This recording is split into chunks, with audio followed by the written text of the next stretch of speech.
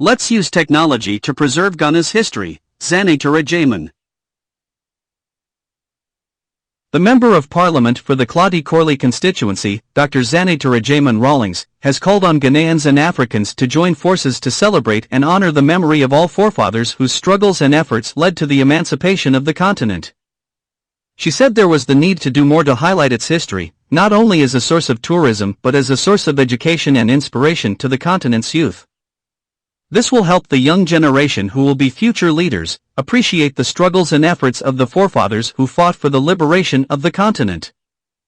In a statement to mark the 50th anniversary of the passing of a civil rights activist, Pan-Africanist, author, historian, and peace activist, Dr. William Edward Burghardt Dubois, popularly referred to as W.E.B. Dubois, Ms. Agyeman Rawlings said honoring him and others like him would serve as an inspiration and motivation to develop the continent.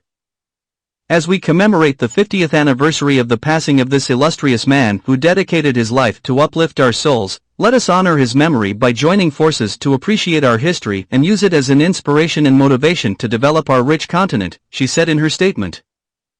Example. Ms. Agyeman Rawlings said Ghana could take a cue from other African countries that had leveraged technology to preserve its history and promote tourism, as it also constantly reminds the current generation about the past. Years ago, I visited Namibia, one of the youngest on the continent, which won independence in 1990. When I visited one of the museums in Windhoek, the capital, I was moved by the use of simple technology to tell the story of Namibian independence and the bitter battles that were fought with their German occupiers, which eventually led to their independence.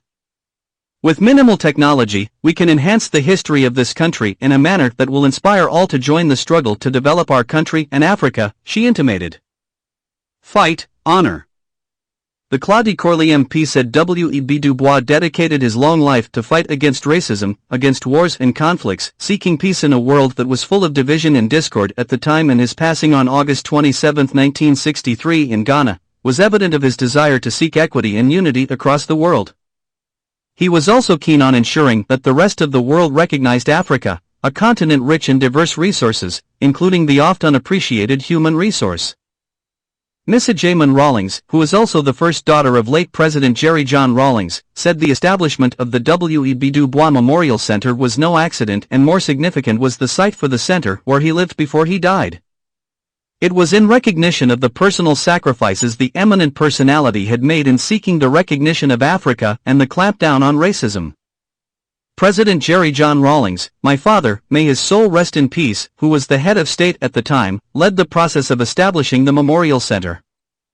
As a Pan-Africanist himself, President Rawlings was eager to recognize all who had sacrificed significantly to lift the image of Africa and seek global recognition and development of the continent. She said, Nia Ghana, Akrar.